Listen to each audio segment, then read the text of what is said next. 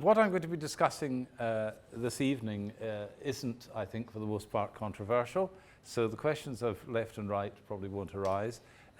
What you will discover, however, as we go through this is that I'm going to be talking about works that belong to traditions that will be very familiar and tend to be much revered by people of conservative disposition, but I'll also be talking about works that would be classified as belonging to the new art that came into prominence probably about 35 or 40 years ago and has then remained in a way dominant, particularly things like conceptual art and so on, though I won't be going very far into that. So this is going to be quite wide-ranging in terms of the kind of art that we're going to be looking at. I mean, most of it will be pictorial, though not all. There'll be some sculptural pieces. But the purpose of the gathering of images is to serve the theme here, which is religious art and religious understanding. Art as a medium of philosophical and theological reflection. So what I will do to begin with is I will say a little bit about art from a philosophical perspective, but also really just the looking at art, or for that matter, in the case of music, the listening to music in terms of what philosophy has to say about perception. So we'll begin with a little bit of philosophy, then we'll get into something historical about the way in which notions of beauty were brought into Christian thinking in the first 5 centuries. And then we'll start looking at images and we'll make our way through. Not all the work will be conspicuously religious in terms of its subject matter, but I'll try to suggest why I think it has a significant religious dimension. So that's basically the tour. There are about 40 images, and I won't be able to discuss each of them at the length that I would like to or that they deserve, or we'd be here for several hours. But before I get underway, let me just thank David very much for the invitation, congratulate him really and praise him on the work that he's done with the Dawson Centre. This sort of thing is very important. I think the distinctions that you were making between as well being right and right-wing, that is to say, and being conservative are actually rather important ones, so they would themselves deserve an evening's worth of discussion. Particularly in the sphere of the religious, we have to blame the Americans, and there's much for which we have to thank the Americans, but there's also much for which we have to blame the Americans. And one of the features of American life for which we have to blame them, which is evident again these days, is the way in which they've ruined politics. Beginning really with John F. Kennedy, this isn't part of the talk, this is a preface to the talk, all right. Beginning with John F. Kennedy, who famously, of course, was a Catholic, and some people wondered whether a Catholic could be elected in the United States. And this question about, if he had to follow his conscience or follow the Pope, who would he follow? And he said his conscience, and one thing, he'd be an American first. But with that, this issue of the politics of religion and religion in politics really sort of got taken up in the United States. Because in the United States, it's very, particularly if they think about something like the Roman Catholic Church, they tend to think of the Pope as a president. And so they tend to think of the offices that surround the Pope, let's just say in this case the Vatican, the dicasteries of the Vatican, as being like the departments of state that surround the president. And they think that a president just as a president brings with him, please do come in. You might need some more chairs. I'm not sure if are there enough? There are a couple at the front, or you could take the ones at the back. It might be better if you, maybe take the ones at the front in case anybody else comes in. Well, or bring more to join us, yeah. Sorry, I was just saying with the American news coverage of religious affairs, particularly Catholic ones, sees it through the lens of American politics. And that in doing so, it has tended to collapse 3 distinctions. One is the distinction between the traditional and the progressive. Another is the distinction between the conservative and the liberal. And a third is the distinction between the orthodox and the heterodox.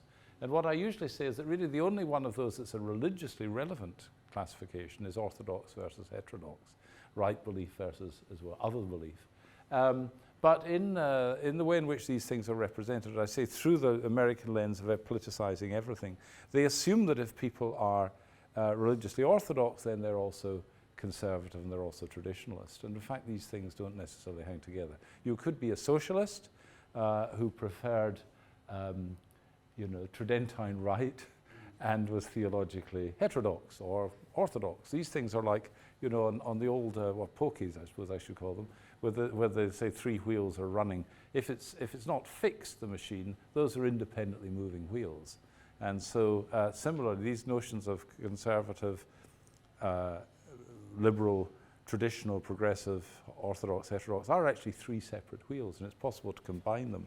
And in the early part of the 20th century, there was a very interesting combination in Britain and the United States. An example of this would be Dorothy Day and the workers' movement, which some people, Catholic workers' movement, which would have been in some respects socialist, but also theologically orthodox and morally conservative. So these are interesting, the way in which those elements play together. Anyway, that's got nothing to do with my talk. It was just a sort of reflection on the introduction.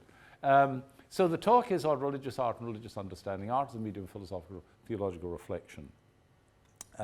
What this sort of catalogue of affiliations indicates is that I currently inhabit about 18 time zones because I have to do seminars. Actually, it's worse than that because I'm involved in a big project at Stanford, which is on the west coast of California, and staying currently in Melbourne.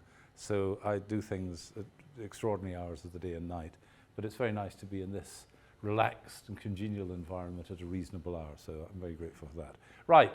So first of all, I'll just talk about, very briefly, 5 broad historical phases. The art that we're going to be seeing falls into these. So antiquity and early Christian centuries, the Middle Ages, the Renaissance, the Enlightenment, and the modern contemporary.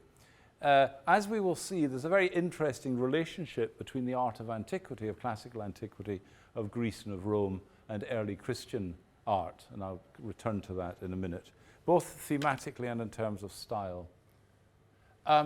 So let me just talk about, for a second, the elements of aesthetic experience. So in general, by an aesthetic experience, I mean the kind of experience that someone might have, let's say, in listening to a piece of music, or perhaps actually watching moonlight across the crest of waves on a lake or something of that sort. So that you're enraptured, you're captured by this. It might be that you're observing the motions of the human figure, say in a dance, or it might be, as I say, you're listening to a piece of music, or it might be you're looking at a piece of landscape, perhaps just watching clouds move across the sky and taking a certain kind of delight in that.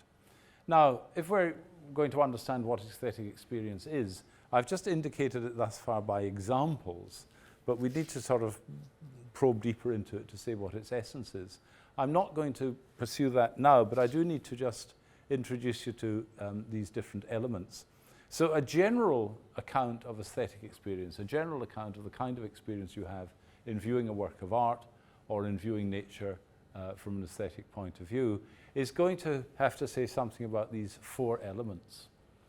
By the aesthetic object, I just mean whatever it is that's the object of your aesthetic attention. In the case of music, it would be the music itself. In the case of dance, it would be the movement of the figures and so on. So that's the aesthetic object, what it is, the thing that is the object of your attention. It needn't be just a single object. It could be a process. It could be a series of events. I'm using object in this general term to just mean whatever it is that the experience is an experience of.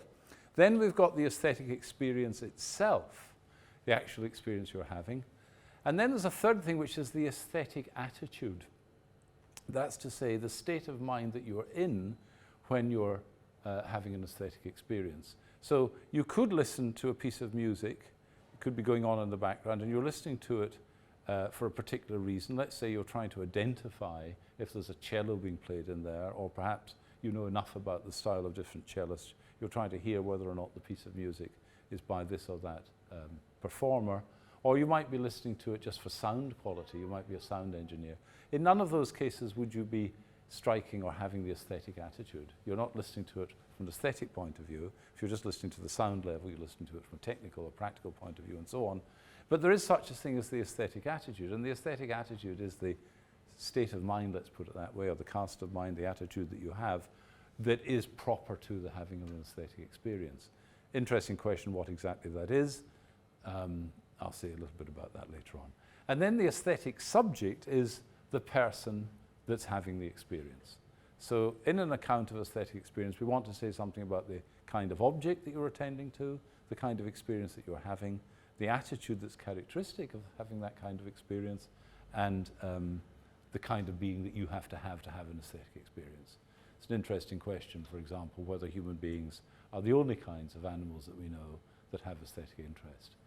There's some reason to think we may not be the only ones, but it seems to be fairly rare at any rate. So that's just as we're part of the background to thinking about the things we're going to be looking at. Now, just before I turn to say something about sources of medieval aesthetics, which is obviously important in the development of the Christian tradition in art and thinking about art, let me just say something about experience itself. Not aesthetic experience necessarily, but just experience. So I'm just going to go back to that, not because we're going to be discussing it any further, but just because it's to do with experience. Experience is perceptual experience, the kind of experience you have when you're looking at something. So if you're looking at this screen, for example, or looking at my hand just now, is actually more complex in certain ways than it might seem to be at first sight. Now, when I say it's more complex, I'm not concerned with the optical complexity or the neurological complexity. I mean the kind of complexity that's involved in the different elements that are part of your experience. So, for example, if somebody's experiencing something, then they're seeing it as something. So if you don't have the concept of a chair or the concept of a hand, you can't see a hand. You can see something that is a hand, but you can't see it as a hand, right? So in order to see something as a hand, you have to have the concept hand. Now, our experience, perceptual experience, is actually quite rich, and what that tells us is that we've got lots of concepts, right? We couldn't see the world in which the way in which we did see the world unless we were intellectual beings, beings that are capable of classifying things, describing them, interpreting them, and indeed evaluating them. So if you see something and it strikes you as dangerous, then you've seen whatever it is you've seen, but you've interpreted it in a certain way and you've evaluated it in a certain way. So just even seeing something as dangerous is in fact rather a complex intellectual operation. It involves interpretation, discernment. It means seeing something under a description. So if I, for example, if I were to say, look, keep that child back just now, this snake, let us say, is rather dangerous, or this plant is rather dangerous and such like. Well, first of all, I've got to identify it for what it is. Then I've got to interpret it in the context of the situation, and then I have to evaluate that situation. Now, it's not that we go through those phases necessarily. All of that can be instantaneous, but the point is these are all elements of our experience. Now, I'm building this up because for trying to understand the place of art in religious experience and religious understanding, we have to see that religious understanding itself, religious experience itself, is actually quite complex. So, the sources of thinking about beauty and about beauty in relation to art, as they get taken up in the Christian tradition, not only in the Christian tradition, this would be true in the Islamic tradition, not so much in the Jewish tradition, for reasons to do with the attitude towards graven images and so on. But the background to early Christian thinking, not in the very first centuries, because they were too busy with other things to be concerned with these, but from, say, Augustine onwards, the background to that is really two sources: Greek and Roman philosophy on the one hand, particularly the work of Plato, and Hebrew and Christian scripture. So in scripture we hear such things as God saw all that he had made, and it was very good. From the greatness and beauty of created things comes a corresponding perception of their creator. That's in wisdom. So we somehow see God through the beauty of the things that God has created. So these are really the two main sources: Greek and Roman philosophy on the one hand, and Hebrew and Christian scripture on the other. If we just go back to the Greek and Roman philosophy for a second, we can see among the elements of that is the idea that beauty is objective, that it's something real, and that it's causative, that beauty can actually cause certain changes in us. That the experience of beautiful things, from attending to beautiful things, it can produce psychological and other changes in us. It can actually form our characters in a certain way. And that's very important, but also in a sense very obvious. But its implication today tends to be the reverse of that. That's to say, engaging with ugly things can make us ugly sorts of people. Right? I mean, the culture that we inhabit is an ugly culture in many ways. David touched on some aspects of that. But there's a kind of general unpleasantness that pervades so much. Now, we can't expect ourselves to be immune to this. If we inhabit a world as an ugly world, literally, but in other ways, then let's not be surprised if we aren't ourselves degraded by the experience of it. So similarly, if we inhabit a world of beauty, then we can be ennobled, improved, enhanced, and so on. So beauty, and this is a Greek idea, that beauty is both objective, it's something real, but it's something causative. The beauty of things can actually have an impact on us, can actually change us in certain ways. And then also this idea of a hierarchy of beauty, that this is something that Plato makes a lot of. Sorry, if anybody needed it, there are some bottles of water there and some cups. Did anybody want a cup of water, if we can provide you with that? No, I'm fine. I just thought I heard somebody coughing. I wondered if they wanted some water. You okay? Did you want some water? Would you like some water? Hilda, would you mind maybe? My wife could get some from the... Oh, right, okay, thank you. Sorry about that. It wasn't an instruction. It was just it was just an offering. There's a hierarchy of beauty. So, you know, the beauty of, as it were, sensuality, bodily beauty, and then moral beauty, intellectual beauty, and so on. Now, forget that's right. In the first half millennium of the Christian era, they start to talk about beauty. In the first century, first couple of centuries, they tend not to, because they've got other things to be preoccupying them. But they do start to talk about beauty, and among the things they say is like, God is the cause of all that is beautiful. You can see really the influence of the Greeks in that and of Hebrew scripture. The best beauty is spiritual. That was the hierarchy of beauty, from bodily beauty upwards and such like. So when it says the best, it means the highest.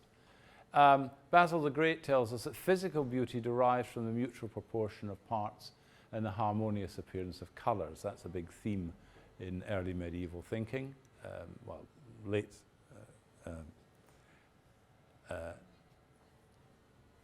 sort of patristic period thinking, and then later early medieval thinking. And then Dionysius. People in the Middle Ages, up to about the 14th and certainly by the 15th century, believed that the author of a work called On the Divine Names was Dionysius the Areopagite. That is somebody who, Paul tells us that when he went to Athens, he went up onto the Areopagus and he told them about Jesus Christ and the resurrection and so on, and they laughed at him and they sent him away. But he says that one good thing came out of it. He made a convert. And the convert, actually he made two converts. The converts were Dionysius and Dionysius' wife. And Dionysius is then sometimes credited as being an early bishop of Jerusalem. Now, some texts appeared in the West. They came out of the East, actually, but they appeared in the West in the 7th and 8th centuries. And they were attributed to, because the author identified himself as Dionysius of Athens. And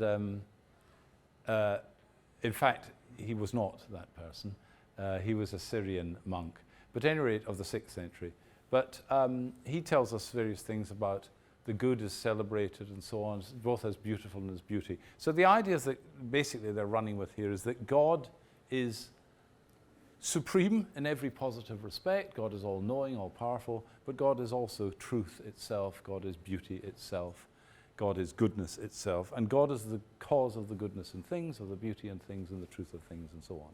So that's their kind of theme. And that's going to be important when it comes to understanding certain aspects of art, Christian art. Now, another remark to offer here.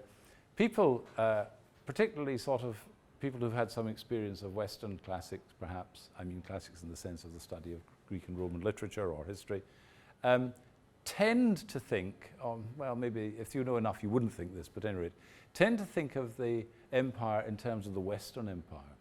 So in the 4th century, the business that's red here, obviously the empire had spread upwards and westwards, up from Rome, westwards, Gaul and such like, but also it had spread eastwards.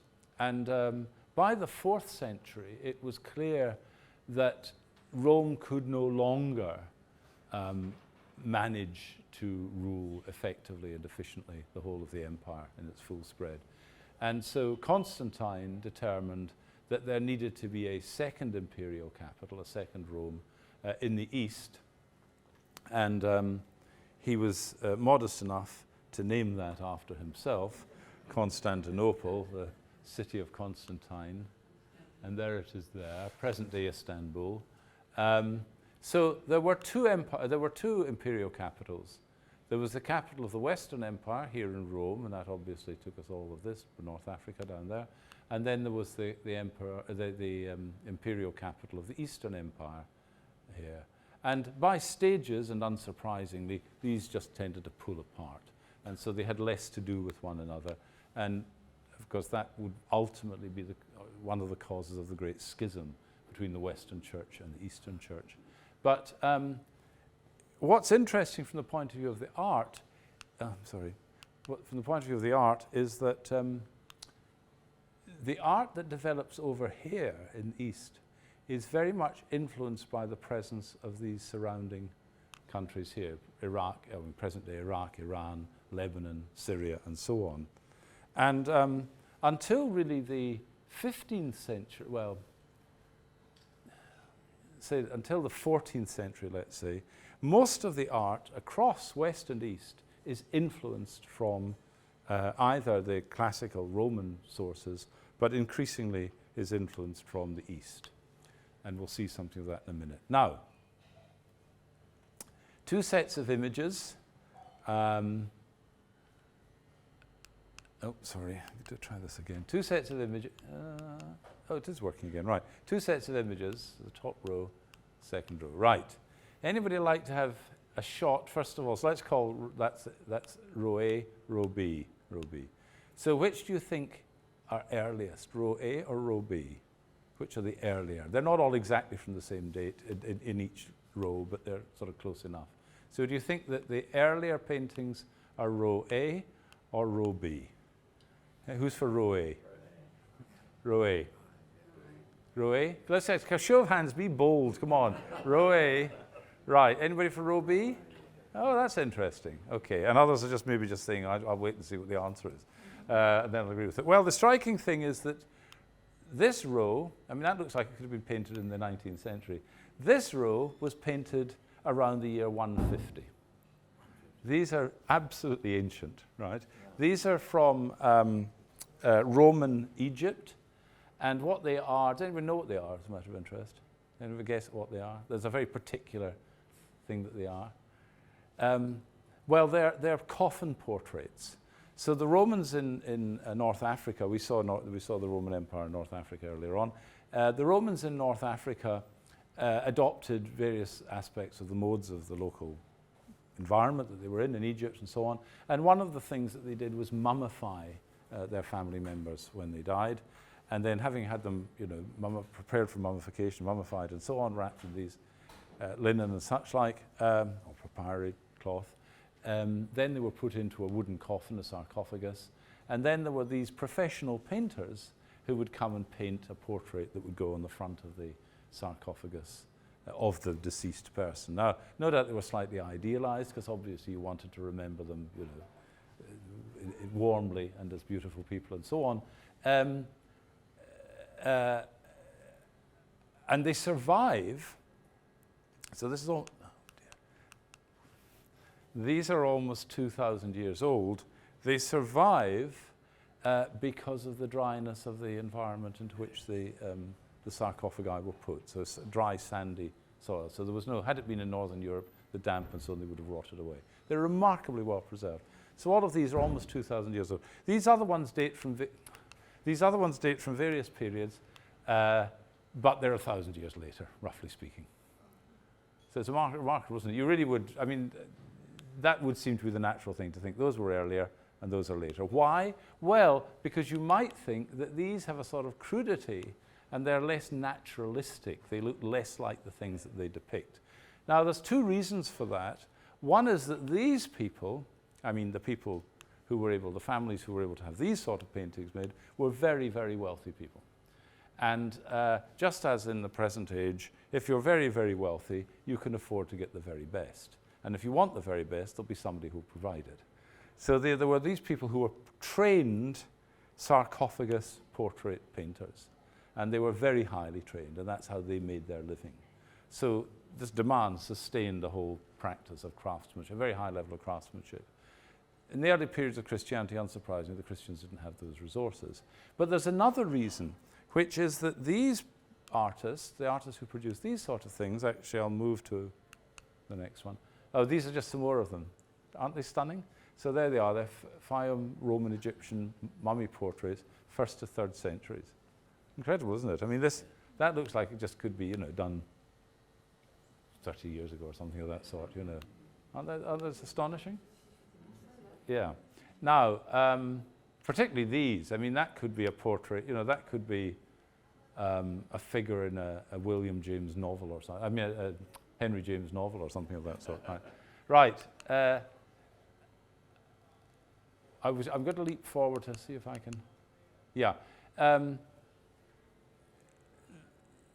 The early Christians, I mean, this is late, you see, 1260, so that's about more than 1,000 years after that one on the left-hand side.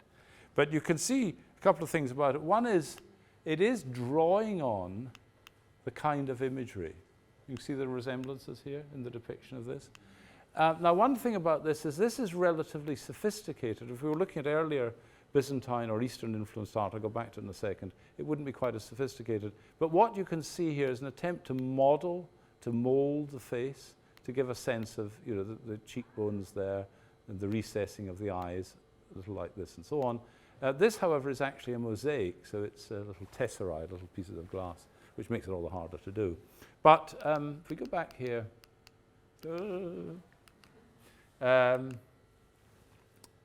one of the things, yes, these people were concerned to depict, I mean, the artists who produced these, were concerned to depict natural beings in a natural world. These people, the people who were painting this sort of thing, were trying to represent the saints. So they were trying to represent people that, as it were, had 1 foot in terra firma, if we can put it that way, 1 foot in nature, and 1 foot in heaven, 1 foot in the supernatural order. So they're stylized in certain ways, and typically they're not seen in profile. This one is a bit exceptional, because I mean, it's not a quarter profile and so on. But they face you, and the background, typically, is not trying to depict space, because heaven has no dimensions, no space. They're flat colors. They're typically gilded. So that's meant to suggest the glory of heaven. And particularly when we see images of the resurrected Christ, then always against a gold background. Now, but let's step back a bit. So these 2 images here are from one of the sets of catacombs in Rome. Some of you may have seen these. The earth that is excavated in that particular area is quite soft when you cut it, but it hardens on contact with air. And so it's able to build these tunnels, the walls of which are quite solid. But actually, so it's easy to dig them, but then they solidify, so they're quite secure. And what they would then do is put a lime wash across those where they were going to depict something. And here is the Good Shepherd. So this is quite early. If anybody's been into those catacombs, that you'll see some, as well as the sort of niches into which remains were put, there are some rooms. Sometimes these were family rooms, they were just emulating pagan families, where there'd be different members in niches. But sometimes there were places where the Mass would be held, in remembrance and praying for the deceased members of the family. But quite often that's where these kind of illustrations would appear. Now, the thing that's interesting about this, so this is among the earliest Christian imagery. What it does is it just adopts pagan imagery, but Christianizes it. So this is Hermes the shepherd. This is a common theme in Greco-Roman. We'll see some more imagery of it here. And you can see what they've done here. The Christians have just adopted that, more or less, but then, as it were, rendered as the Good Shepherd through the Christian lens, as it were. And if we look at Here, this is a bit later. This is, well, not that much later. So this is the one on the right is in Zaragoza in Spain. And here we can see the Good Shepherd there. You can see the Holy Spirit, see the dove coming down there, and so on. But they're just in a Roman style. By this point, these people have money. And so they're able to secure some of the sort of craftsmanship. But there's Hermes again, in this case the ram bearer. And you can see, if you look at that, and then look at that. So the thing is that the Christians at this point didn't really have a source to draw upon in the way that we do now in Christian art. So they're just drawing upon the imagery. And of course, it was an elite imagery. You know, it was a cultured imagery. But they're Christianizing it by setting it within a Christian narrative. It's the case of my point about how you see things, right? I mean, if you're a pagan, you would see that within that lens. If you're a Christian, you're going to see this. I mean, I really do mean see it in a different way, right? And the dove that could just be a representation of a bird in some context, you're going to see here as the descent of the Holy Spirit. And you would interpret its motion downwards, that, you know, as it's coming down, as a sort of descent of the Holy Spirit. Now, these are Gospels from 6th century Syriac source. These are about contemporary with Dionysius, the man who wrote on the divine names. Sorry, did you ask? I was just wondering where that came from. Is that Syria? That was Yes. Yeah. I mean, I don't know literally where these came from. I can't actually remember, but yes, I mean, that culture and that tradition. Now, the interesting thing about it is they're not all done by the same artist. These are Bible illustrated Gospels. You can see two scenes here, obviously. One is the crucifixion, and then the ascension. Interestingly, there's a narrative element. So this is part of the narrative that's leading up to the crucifixion. But notice that the crucifixion is raised up. You know, it's as it were, it's literally above the narrative that leads up to it, but it's also, as it were, it's raised up in significance. And of course, again, if we go over to this side, we have the apostles gathered with Mary at their center, and then the ascension with Jesus rising up with the angels and one thing and another. It's very much an animated, the air is alive, you know, there's motion in the air, which is very interesting, I think. Now, back to that. So by the time we get to the 1250s, you can see that obviously their artistic techniques and methods are much developed. They can produce these massive things. They can produce them as mosaics, which is quite complex. They can also render form. You can see the sort of indentation of the throat here and so on. So there's a degree of volume, but still the flatness of the background, because this is Christ, this is not Jesus in Palestine. This is Christ in heaven. Now, this is an interesting one. Some people may know this. This is in Moscow, Rublev, the Holy Trinity. Rublev is probably the most highly regarded of the Russian icon painters. There's a whole school of them, not in Kiev and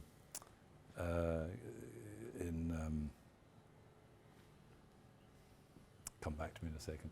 Anyway, but at any rate, but Moscow as well. Now, this is very interesting because this is, so this is where interpretation is getting to work. So it's called the Hospitality of Abraham. Now, in the biblical narrative, Abraham is visited by three figures, and they promise him something good that will happen. This refers back in a way to the Abrahamic covenant. So when Abraham had spoken to God, God had said to him, he said, I will be your Lord and you will be my people and your people will flourish and so on and such like. And Abraham's old, he's wondering how he could possibly have people, how he could have descendants and such like. Anyway, these three turn up and he gives them hospitality and they say, well, all will be well. So, have faith in God. You had faith in God. He will prove fruitful. So these are the three angels, interpreted as angels, and there's part of the hospitality that's been provided to them by Abraham. Here you can see there's still some of that sort of rather idealized background, but there is a little bit of representation of building here and a tree there and so on, because they are, after all, depicting a historical scene as well. So they've got to it's got to be part in heaven, part on earth. Now, Christians later on interpreted, or some at any rate interpreted, just forget that, fine. There's another scene I'll show you as well. Sorry, now you can see that this Byzantine, this Eastern influenced art, this is 1164, this is in northern Macedonia, so sort of in the territory of Greece, to the north. But look at how it's becoming more expressive. So there's something compositionally quite interesting here. We've got the flat platform here on which the body of Jesus is resting. And then we've got these sort of uprights. I mean, they're not literally supports, but they're visually supports, okay? So we've got this sort of, that establishes a kind of base, right? As if these were columns. They're not, it's cloth hanging down. But visually, it's a line, it's a line, it's a line. But then, and that's very stable and, you know, static and so on. But then we've got this incredible drama. If you follow this up, this from the hand here, up, there, and then arching over. And the twisting and the detailing of the cloth here sort of is a parallel to the twisting and contortion of the face itself. And it's as if here in the hand, it's interesting, you look at that, if you follow that hand up and follow it around that, you might think that Jesus was raising his hand up to this figure. But of course he isn't. The figure is lifting the hand up, and almost as if he's hoping he isn't dead, as if he's hanging on in the hope that the life is still there. Whereas, of course, his mother, her hand is more relaxed, just cradling him here, and you see that hand just follows the sweep of the halo there. So it's very, it's not, I mean, it's tragic, but it's not agonized in the way that this is.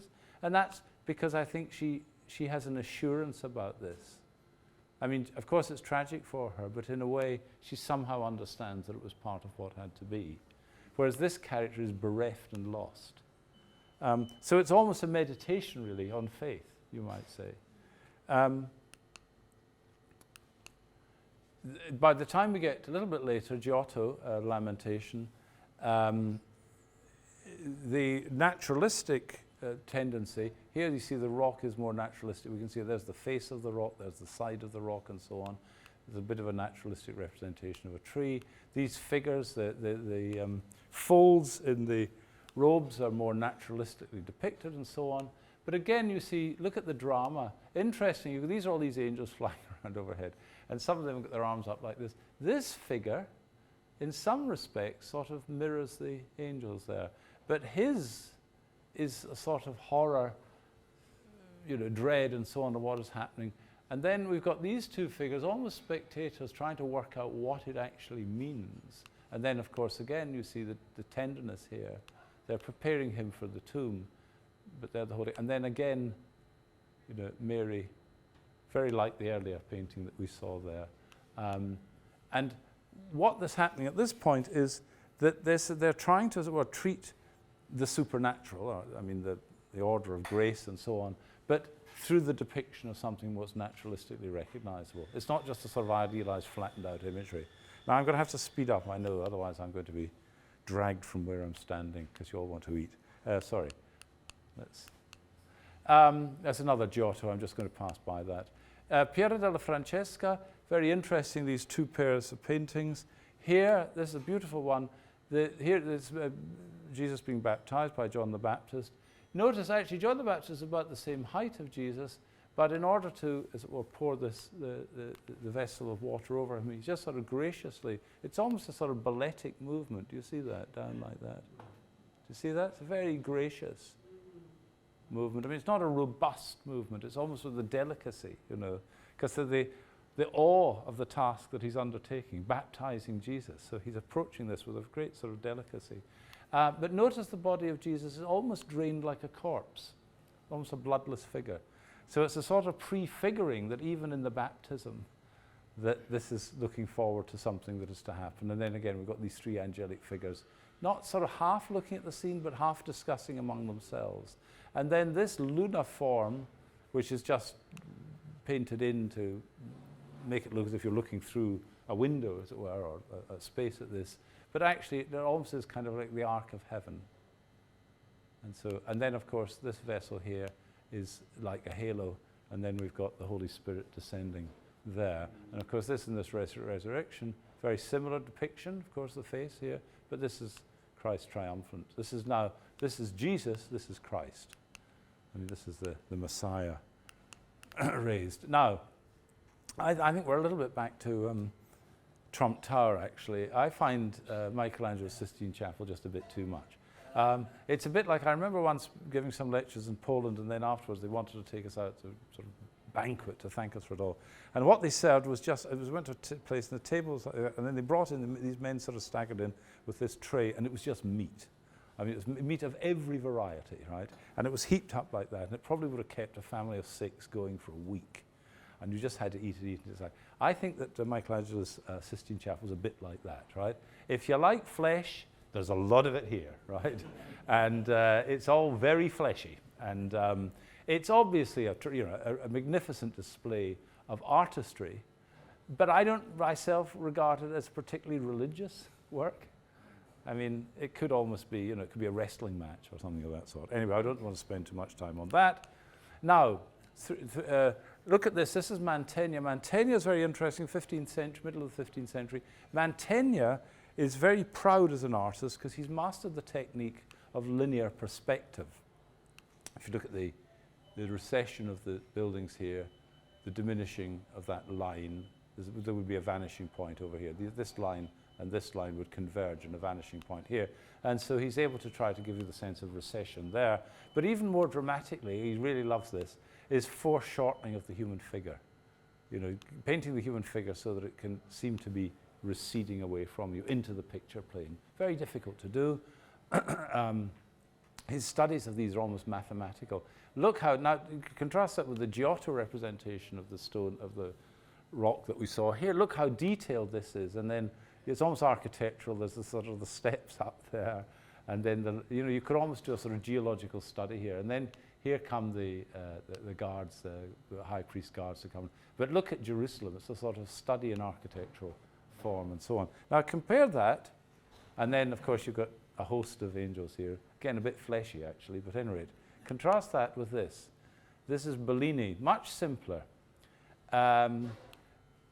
Again, it's naturalistic in a way, but I think it's much more religious. So first of all, there's a whole kind of movement visually going on here. There's this reinforcement of these curves here that bring the eye in. And then these forms are sort of almost pointing here. Everything sort of brings the eye in. You see all these curves coming in, sweeping up, coming in, sweeping, bringing us down, bringing us down, bringing us up, curve, curve. So everything is sort of dynamically moving towards the kneeling figure of Jesus. But a much simpler scene.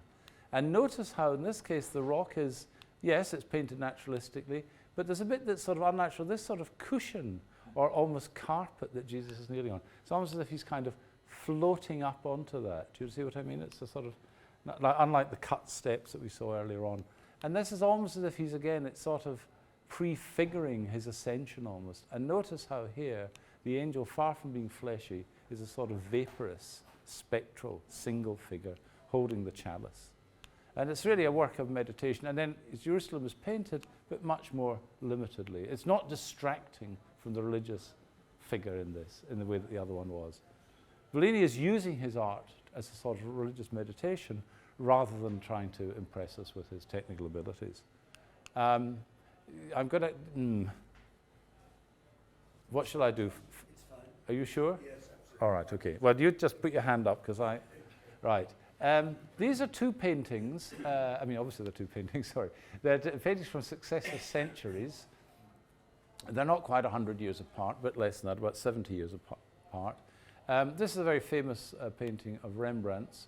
Rembrandt's, if anybody knows Rembrandt's work, they get darker and darker. Now, part of the darkness, I mean the literal darkness of Rembrandt, is actually just to do with the condition of the canvas itself. The pigment has just darkened, right? And cleaning it won't change that, because it's actually the chemistry of the pigment itself has darkened. But that apart, he did darken his paintings. I mean, he sort of highlights things, and then sort of figures appear out of them. This is the prodigal son. And of course, he's painting these figures as if they were all, you can't really see that there's a hat there, but as if they were sort of almost contemporaries of the period in which he's painting it. So, you know, the viewer could really associate themselves with this, and they're looking on and they're really not quite sure what to make of it. And you can't quite see this here, but the prodigal son has a kind of shaved head, and he's in rags. Now, he may have his head shaved because he may have had lice, or he may have some other condition and so on. But if you see that, to somebody in that period, he could be almost leprous. So the fact that the father is embracing him in the way that he is, it's not just that it's shocking that the son has gone off and he's done what he's done and all the rest of it and so on, but it's an embrace with something that is almost disgusting. You know, it's almost sort of something that's degraded as a human being. But there the father is, as it were, is restoring him into the family. Very nice. Now this one here actually, it's my fault. This one here is by Haldane, a very famous still life painter and a painter of everyday life in France in the middle of the 18th century. But this one, you can see there is a certain sort of, I'm not suggesting in any way that Haldane was modelling on this painting, but you can see there are some sort of resemblances, partly in the palette, the colour and so on, the limitation of the figures, the stillness of the event. What it is saying grace. They're about to have their meal. And Haldane is a great painter of everyday life, but he's trying to introduce the sense of the spiritual in the everyday, in the ordinary, not in the supernatural, the dramatic, the miraculous, but just in the everyday.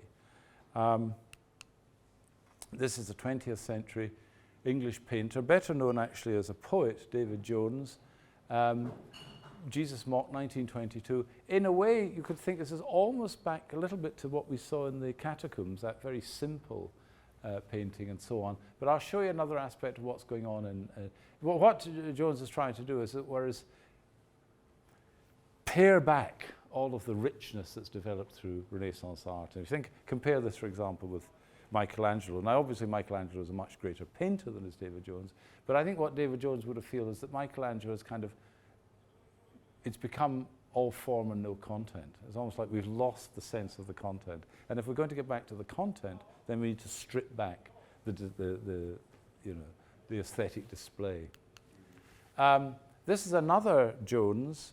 It's a garden, you can't quite see that. But it's a Jones of the, again, 20th century, probably from the 30s. But I've put it together with this one because I think there's a theme here. Whether Jones ever saw anything like this, I don't know, I doubt. But there is a theme. And it's a theme that also features in Gerard Manley Hopkins' poetry.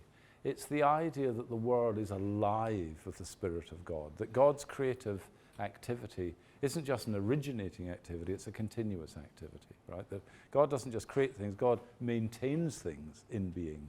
And that creative life is a sort of energy that's pervading everything, that we sort of, remember a bit like the Rublev chalice, you know, you don't see it, but it's there.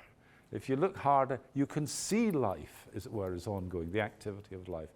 You could demonstrate that, or by way of an analogy, just think of particles rushing around in my body. What looks like something still is actually alive, that the activity that keeps the world going, what keeps the world going, is activity. But what here, of course, is it's divine activity. And the sort of transparency of this garden where the objects themselves are almost dissolving into the air, in a little bit like this. You can see the activity in all of this. There's a sort of, nothing's really kind of still. It's like the whole thing is trembling or vibrant with life. And the life in both cases, for both artists, is the Holy Spirit. This is to contrast, again, that's back from the Rabula Gospels. This is Stanley Spencer, an English painter, quite well-known painter, deceased now, but then, we'd have to spend time talking about which of these is a more spiritually significant or beautiful work and why, and I'm not going to do that for now. This is the American artist Edward Hopper. Now, Edward Hopper was not a practicing Christian, but he had been brought up in a pious Protestant Christian tradition, and something of that stayed with him. And you might know some of Hopper's paintings. There's a very famous one called The Night Owl, which is the sort of cafe seen at night at green, and there's the illuminated glow from inside the cafe, and there's a man and a woman sitting there. Maybe actually there isn't a man and a woman. There's a man who's obviously ordered something, and there's the guy behind the counter and so on. But most of Hopper's work, or the work for which he came to be known, the later work, is either absent landscapes, cityscapes, or with landscapes with buildings in them, but absent of figures, or a figure like this, just looking out. And there is something rather meditative about this. And with all of Hopper's work, there's something meditative. And I think it's related to this. He says, great art is the outward expression of an inner life in the artist. And this inner life will result in his personal vision of the world. No amount of skillful invention can replace the essential element of imagination. One of the weaknesses of much abstract painting is the attempt to substitute the inventions of the human intellect for a private imaginative conception. But I think in a way and of course the imaginative conception is very strong in Hopper, but I think you could say something similar contra Michelangelo. That Michelangelo's, no amount of skillful invention can replace the essential element of imagination. Now, of course, obviously Michelangelo has imagination, pictorial imagination, but there is a question of whether he had any spiritual imagination, right? In some respects, I think there's a sort of greater spiritual depth, though much less artistry, in Edward Hopper than there is in Michelangelo. Now, this is I briefly talked about Haldane as a still life painter. This is an Italian still life painter of the 20th century, Giorgio Morandi. These objects he would just gather, on a table in his studio. Sometimes he painted the objects. I've only got one image, so I can't show you the other examples. Sorry, when I say painted them, I don't mean in the sense in which that's a painting of them. I mean, he actually would just literally put paint on the objects to bring them all within a given palette or colour tone that he wanted. Because he wanted them to be quite alike in certain respects. He doesn't want to sort of throw in their dramatic greens or yellows or purples or something of that sort. Now, the thing about these paintings is, again, a bit of a story unto itself, which there isn't the time for. First of all, notice how he divides the picture plane. So in one respect, this background here is pretty much featureless, right? So in a way, we're a little bit like back to the early icon painting. Do you remember when they just paint the surroundings behind the figure of the saint or Christ gold or whatever color, typically gold? So he's not making any effort to try to depict space there. There's no sense of recession in that space. There's no depth, as it were. And there isn't really much depth there. The only depth that there is, interestingly, is that line, which suggests an edge. So these objects have been brought forward to the edge. They're close to the edge of the table. That's what that line indicates. I mean, he hasn't got folds or anything like that in it, but there's a line there. Why is he doing that? Well, these objects, he's inviting us to see them. He's imbuing them with personality. These are like characters on a stage. And as on a stage, they've come together, perhaps at the end of the performance, or at an interval. They've come to the front of the stage. So they've been brought forward. Now, what happens in that, in the theatrical context, is that people who were up to that point characters, people who you were invited to imagine not as players, not as actors and actresses, but as the personae that they were representing, as they come forward on the stage, they move out of that dramatic role, and then they sort of revert to their, who they are, their real natural identities. And it's almost as if in these paintings, Morandi is inviting us to think about these objects in two dimensions, really, or under two respects. One is the kind of objects they actually naturally are, their identities as a cup or as a bottle or as a box and so on. But he's also inviting us to see them as if they are persons, as if they have character, as if each is a person in its own right, as if this is, there's a story to be told about this bottle that would be like a biography. There's a story to be told about this cup. And there's a story to be told about why they are together and what the meaning of their being together is. So this work is a kind of reflection on the human condition. If you like, you could say Morandi is an existentialist painter. What he's typically grouped classified as a member of this, well, what we now designate as school, I don't think they did particularly themselves, pittura metaphysica, the metaphysical picture, the artist of metaphysical, the metaphysical artist, if you like. And these are metaphysical meditations. And I think the thing about them is that I think that they are, if not religious paintings, you can see the connection, in a sense, in terms of the aesthetic attitude. You remember I talked about that, the way in which you regard these things.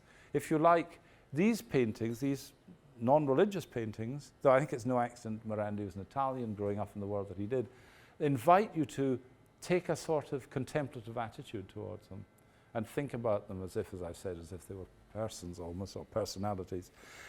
And that, of course, is what the great religious art invites you to do. Take up a meditative attitude to what's depicted. Back now, we're nearly done. The Chiesa del Gesù in Rome, the great sort of the Jesuit church in Rome. If anybody's been there, you know what it's like. I mean, it's sort of full volume Baroque. It's stunning. The altar of Ignatius Loyola, which is up here on the left, if anybody remembers that, it's an absolutely stunning piece. The Jesuits, by the way, were great patrons of theatre design, interestingly. They actually they employed theatre designers in part, not so much for the architecture but the decoration, but they also were patrons. They commissioned plays and things of that sort. And the Jesuits start to use the architectural space as if the sanctuary is a stage on which a play is to take place. Now, I'll just say, here we are. This is a writer in 1652. He's actually a Jesuit. He says there is an affinity between the Jesuit order and theatrical practice. Father Edmund Campion, the great Jesuit martyr, when in England, constantly confessed the Catholic faith, and in consequence of fidelity he was condemned, whereas in a public arena he represented. But anyway, there's a lot of talk about the sense in which the Jesuits, in orchestrating their spirituality in the context of a church and so on, try to engage some of the themes and techniques of theatre and drama. These are the rooms where Ignatius Loyola had his study and so on, which adjacent to the church, more modest. Now, I'm going to move now. Yeah. So this is a church in Italy, 1996. The artist is somebody called Dan Flavin. Dan Flavin, he's deceased now. He was educated by the Jesuits, but he was part of the minimalist movement. Everything was pared down, geometrical forms and so on. But what he did in this context was he was invited by a priest to make a piece of art in this church. And you might have imagined he would have had something in the corner or whatever. He used light tubes, sorry, that was his medium, light tubes, neon light tubes, but with different kinds of gases in them and different kinds of wattage, different colors and things of that sort. But basically using neon tubes. But you can see what he's done here. You can see a neon tube there, that's a tube there, and so on. And the effect of it, as it were, is to articulate the space in very interesting ways. And I'm just really drawing a connection between the theatricality of the Church of the Gesù in Rome and, in this very different context, the use of light. But you can see the same drama. It's almost as that looks like it's a projection of light from the background, from the forward. It isn't. It's just the barrel-vaulted ceiling of the church and so on. But it has the effect of projecting the whole thing up. You might say it's a very theatrical and dramatic representation of the crucifixion there. This is a chapel in the Barolo region, where the great Barolo wine comes from, in northwestern Italy. And the artist who did the exterior is Jewish, Saul Lewitt. He's deceased now. He wasn't a practicing Jew, but it is very interesting to me that he wrote two texts that had great influence. One was called Sentences on Conceptual Art, and the other one was called Paragraphs on Conceptual Art, both in the early 60s. And some people see these as founding texts of the conceptual art movement, where the art is the idea, not the implementation of it. And interestingly, Lewitt never makes his own work. He sends over, if you buy a Lewitt, what you get is a description plan, as it were, and told what colours to use, and then you get local art students or somebody to do it. Lewitt never makes his work. I think it's also significant that this is decorative, I would say. I mean, leaving aside whether you think it's attractive or unattractive, it really is just decorative. It's theatrical and decorative. The interior of that was worked by another artist called David Tremlett, a British artist, not religious, but interested in religion. I know Tremlett quite well. In fact, he did a piece in our house, which is a pity I don't have an image of it, in a sort of light funnel, but I can't go into that now. But the thing about this is these are much more, this is not this church, it's another church. But when Tremlett does an interior in a church, it's much more respectful or engaging with the space itself. So these are the sort of gentle movement here, but they could almost be sort of monks' habits or something of that sort. So there's almost a kind of again, like the Morandi paintings, although in this case these are abstract forms, they're almost like personae. I mean, they're like figures gathered. And you could imagine, you know, in a religious community where they would gather for a meeting, there would be sort of, you know, not necessarily a prayer meeting or a sacramental meeting, but a chapter meeting, you know, chapter house, something like that. Nearly done. Now, I said that light plays an important part. In the early aesthetics of the first 5 centuries that was developing, they associated God with light. Because you can't see light, or I should say they associated God's grace with light. You can't see light, but you can see what it illuminates. Right? Light's work is to illuminate things, but you can't see the light itself. I mean, if you try to look at the shaft of light here, the only way in which you'd ever see the light would be to see the particles, a beam of the particles, but it's the particles you're seeing. So it's there, and without it, nothing else can be seen, but it itself can't be seen. And that, I think, is a kind of metaphor for them of divine grace. It's there, a bit like the Rublev, it's there, and if you look for it, you can find it, but not by seeing it. You can see what it affects, you can see what it causes, you can see what it produces. And again, sorry, we are almost done. See the effect of light on there. So it's, you know, with the light dappled, beautiful, isn't it? And Rothko, Jewish born, but non-religious artist, very famous. Again, he's using light luminosity to create a sense of presence. Just leave it at that. Now, he's obviously not interested in Christian imagery. He's not even interested in Judaic imagery, though, having said that, of course, the prohibition on graven images meant that in Jewish art, and indeed in Islamic art, you couldn't have any representations of the world. And you could say that in a way, this has the Jewish idea of the presence that isn't a depiction of something. So it's a bit like the burning bush or something of that sort, you know. Nearly done. And there's an Agnes Martin, almost invisible. So again, there's something there. You can sort of see it, half see it, you can't see it, but there is some, you have to sort of, these are almost objects of meditation, a bit like the Morandi still lives in a way. I mean, they're very different in other ways, but this is something that is sort of, or again, like the early icon painters, they're trying to paint things with one foot in the world and one foot in heaven, right? And this image is sort of half with us and half away from us. Sorry, I keep standing in your way, I hope you do it. This is an English artist, Richard Long, now Sir Richard Long, Connemara sculptor, 1971. What he's done here is he's just taken some of the stones that were lying around here and he's formed this maze-like form. Now, the interesting thing about this is what's sometimes called an eternal line, so it doesn't have any beginning or end, right? It's not like a spiral where you could say it begins and then it ends in the middle. If you could see that this is just a continuous line. If you just traced it, you know, it's a continuous line. You with me? Yeah. So it's a sort of symbol of infinity. Now, back to 650, this is when we saw, when that Bible was being done, the Syriac Bible. But this is a British Bible, an Anglo-Saxon Bible, the Durham Gospel Fragment. And what you can see in it are these eternal lines again, this sort of Celtic weaving of line. And they were very much, see there, that's sometimes used to represent the Trinity. But you see it's a single line. You see what I mean? It never ends, it's an eternal line. But this, interestingly, this is a closer parallel with the Richard Long. This is it's called ribbon interlace, this particular, you know, again, it's an eternal line, in Donegal in 650. And so there's a sort of return to some of these themes of the infinite and the finite and so on and such like. How do you represent something beyond the world in the world? Well, the infinite line, in a way, is a sort of, it's in the world as a line, but it's not a finite line, it's not a bounded line, and so on. This is a Richard Long in Africa. I'm a great admirer of Richard Long's work. I think he's a very fine artist.